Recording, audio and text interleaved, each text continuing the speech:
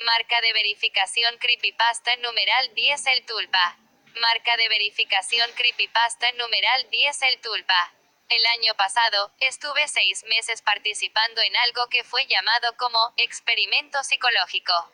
Encontré un anuncio en el periódico local donde decían que buscaban una persona imaginativa con ganas de ganar dinero, y cuando vi que era el único anuncio para el cual estaba cualificado, los llamé y concertamos una entrevista.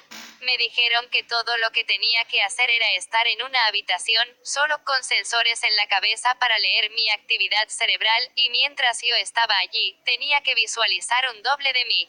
Lo llamaron mi tulpa. Eso parecía demasiado fácil, y yo acepté cuando me dijeron cuánto me iban a pagar. El siguiente día volví. Ellos me dejaron en una simple habitación con una cama, me pusieron los sensores en la cabeza, y los conectaron a una caja pequeña negra en la mesa de al lado. Me hablaron durante el proceso de visualización de mi doble, y me explicaron que, si estaba aburrido o inquieto, en lugar de moverme, tendría que visualizar mi doble o intentar interactuar con él, y así sucesivamente. La idea es estar con él todo el tiempo que esté en la habitación. Pero tuve unos problemas los primeros días. Estaba más controlado que cualquier sueño despierto que hubiera tenido antes. Me imaginé a mi doble unos minutos, y creció la distracción. En el cuarto día, como sea, pude hacer que estuviera presente las 6 horas enteras. Me dijeron que lo estaba haciendo muy bien. La segunda semana, me dejaron en una habitación diferente con altavoces en las paredes. Me dijeron que querían ver si podía hacer aparecer al tulpa en un ambiente con distracciones. La música era discordante, desagradable, perturbadora, e hizo que el proceso fuera un poco más difícil, sin embargo, me las arreglé. La siguiente semana pusieron música aún más inquietante, con gritos, y voces guturales hablaban en alguna lengua extranjera. Me reí de eso, yo ya era un profesional para entonces. Después de un mes, empecé a aburrirme. Para animar el ambiente empecé a hablar con mi doble. Teníamos conversaciones, jugábamos a piedra, papel, tijera. Me lo imaginaba bailando breakdance o haciendo malabares, o lo que sea que captara mi atención. Pregunté a los investigadores si mi estupidez afectaría negativamente al estudio, pero ellos me dieron ánimos para seguir. Por tanto, jugamos, nos comunicamos, y fue divertido por un tiempo, después se volvió un poco raro. Le hablé sobre mi primer día y me corrigió. Yo dije que ese día llevaba una camiseta amarilla, y él me dijo que era verde. Lo pensé un momento y estaba en lo cierto. Me asustó, y hablé de ello con los investigadores. Estás usando una forma de acceder a tu subconsciente, explicaron. Tú sabes en un nivel que te equivocas, y tu subconsciente te corrige. Lo que había sido espeluznante, de repente molaba. Estaba hablando con mi subconsciente. Me costó un poco, pero descubrí que podía preguntarle cosas a mi tulpa y acceder a partes de mis recuerdos. Podía recordar páginas enteras de libros que había leído, o cosas que había aprendido e inmediatamente olvidado en el instituto. Estaba bien. Eso fue el tiempo en el que empecé a llamar a mi doble una vez fuera del centro. No mucho, al principio, pero estaba tan acostumbrado a imaginarlo que ya se me hacía raro no verlo. Cuando estaba aburrido, veía a mi doble. A veces empezaba a hacerlo todo el rato. Con el tiempo se volvió como un amigo invisible. Me lo imaginé cuando salía con mis amigos y visitaba a mi madre, a veces hasta en una cita. No necesitaba hablar en voz alta, yo era capaz de tener conversaciones con él sin tener que ser escuchado por nadie. Sé que puede sonar raro, pero fue divertido. No solo sabía todo lo que había olvidado, sino que parecía que estaba en contacto conmigo. Usaba un lenguaje corporal del cual no me había percatado. Por ejemplo, se reía mucho de mis bromas, y se acercaba a mí cuando hablaba. Y otras cosas que he notado. La cita estuvo bien. Para entonces, había estado en el centro de investigación unos 4 meses, y él estuvo conmigo constantemente. Los investigadores se me acercaron y me preguntaron si había dejado de verlo. Lo negué y parecieron satisfechos. Silenciosamente le pregunté a mi doble si él sabía lo que los había llevado a preguntarme eso, y se encogió de hombros. Yo también. Me alejé un poco del mundo. Yo estaba empezando a tener problemas para relacionarme con la gente. Me parecía que estaban confundidos e inseguros porque había una manifestación de mí mismo por ahí. Mi vida social era mala. No entendía las reacciones de la gente. Porque algunas cosas les hacía volver locos y otras les hacía reír. No sé la razón, pero la hay e intentaré obtener la respuesta. Un amigo se enfrentó a mí una tarde. Llamó a la puerta hasta que contesté y se acercó a mí violentamente. No has contestado mis llamadas en semanas, imbécil. Gritó. ¿Cuál es tu puto problema? Signo de exclamación. Comillas. Iba a disculparme, y le iba a invitar a tomar algo aquella noche, pero mi tulpa de repente dijo furioso. Pégalo. Y después de eso le hice caso, lo hice. Hoy como le rompí la nariz. Él cayó al suelo y se levantó, balanceándose, nos golpeamos mutuamente en mi apartamento. Estaba más furioso que nunca, no me gustó demasiado la situación. Lo tiré al suelo y le di 2 patadas salvajemente en las costillas, y ahí fue cuando él cayó aturdido, encorvado y sollozando. La policía llegó varios minutos después, y yo les conté que fue mi amigo el que me había inducido a pegarle, no me culparon, me dejaron ir bajo una advertencia. Mi tulpa sonreía todo el rato. Pasamos la noche hablando de mi victoria, y de lo mal que me sentía al haber pegado a mi amigo. No fue hasta la mañana siguiente, cuando estaba mirando mi moretón del ojo y mi labio partido, que recordé lo que pasó anoche.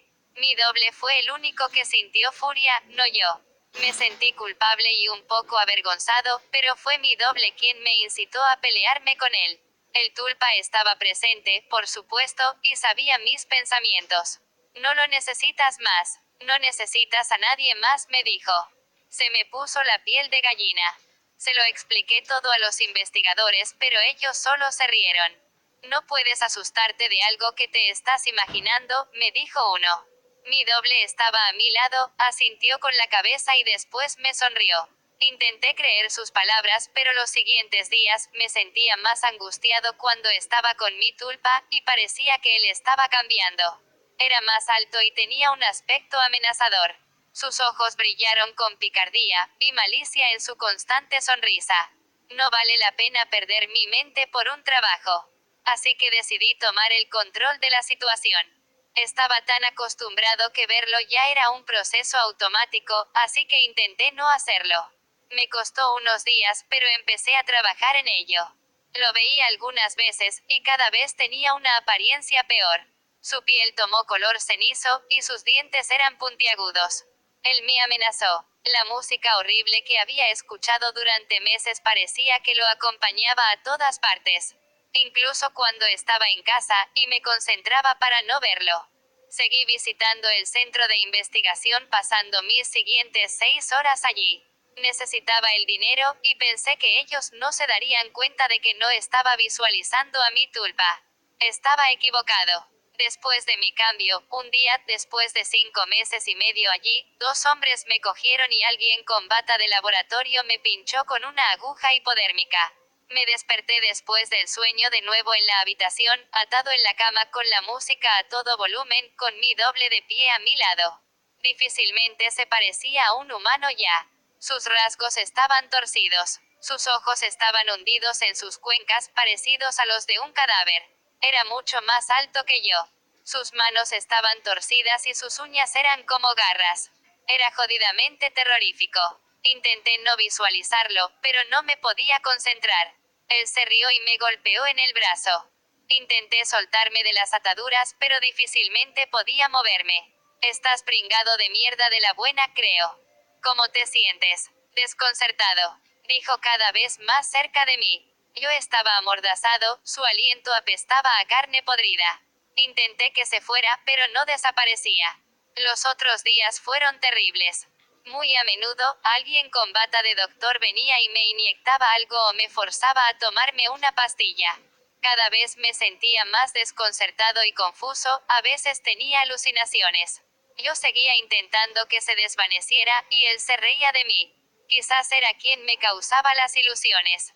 Tuve una alucinación en la que aparecía mi madre, que estaba allí, me regañaba, mi tulpa le cortaba la garganta, y su sangre me empapaba. Era tan real que hasta podía saborear la sangre. Los médicos no me hablaron en ningún momento. Yo les rogué que me soltaran, grité, pedí respuestas. Ellos no me dijeron nada.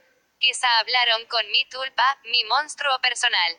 No estoy seguro. Yo estaba completamente dopado, así que no sé si fue otra ilusión, pero recuerdo a los investigadores hablando con mi tulpa. Otra cosa, la cual rezo que fuera una ilusión, es que él podía tocarme. Más que eso, me podía hacer daño. Él me tocaba y golpeaba si él sentía que no le prestaba suficiente atención. Una vez, me cogió los testículos y los apretó, hasta que le dije que lo quería. Otra vez, me cortó el antebrazo con una de sus garras. Aún tengo la cicatriz, algunas veces pienso que solo me autolesioné, que esa alucinación me llevó a hacerlo. Solo algunos días. Un día, mientras él me contaba una historia sobre cómo iba a destripar a todo el mundo que quería, empezó por mi hermana, y paró. Una mirada tenebrosa cruzó su cara y me acarició la frente. Tal y como mi madre hacía cuando estaba enfermo. Estuvo un rato así, sonrió. Todos los pensamientos son creativos, me dijo. Se fue por la puerta. 3 horas después, me pusieron otra inyección, y me dormí. Me desperté sin ataduras, libre. Balanceándome, caminé hacia la puerta, la abrí, pasé por el pasillo vacío y después corrí. Me perdí, pero bajé por unas escaleras y salí por la parte trasera del edificio. Allí me derrumbé, llorando como un niño. Era libre de moverme, pero, en ese momento, no podía hacerlo. Fui a casa en algún momento, no recuerdo nada. Cerré la puerta y me empotré contra un armario, tomé una larga ducha, y dormí un día y medio. Nadie vino a por mí por la noche, y nadie vino el día después de esto. Pasé una semana en la habitación, se me hizo largo como un siglo. Me había aislado tanto de mi vida que nadie se dio cuenta de que no estaba. La policía no encontró nada. El centro de investigación estaba vacío cuando buscaron. Los documentos de referencia desaparecieron. Los nombres que me dieron eran alias. Y el dinero que me dieron era imposible de encontrar. Me he recuperado todo lo que he podido. No salí mucho de casa, porque tenía ataques de pánico cuando lo hacía. Lloré muchísimo. No dormí mucho, y mis pesadillas eran terribles. No podía más. Pero sobreviví. Usé la concentración que esos bastardos me enseñaron para convencerme a mí mismo. Funciona a veces. Pero hoy no. Hace 3 días me llamó mi madre. Había ocurrido una tragedia. Mi hermana había sido víctima de una ola de asesinatos. El autor descuartizaba a las víctimas. El funeral fue esta tarde. Fue un funeral normal, tal y como suelen ser los funerales, supongo. Estuve un poco distraído. Podía oír música de algún sitio lejano. Era discordante, con sonidos invertidos e inquietantes, voces, gritos. La puedo oír aún. Ahora suena más alto.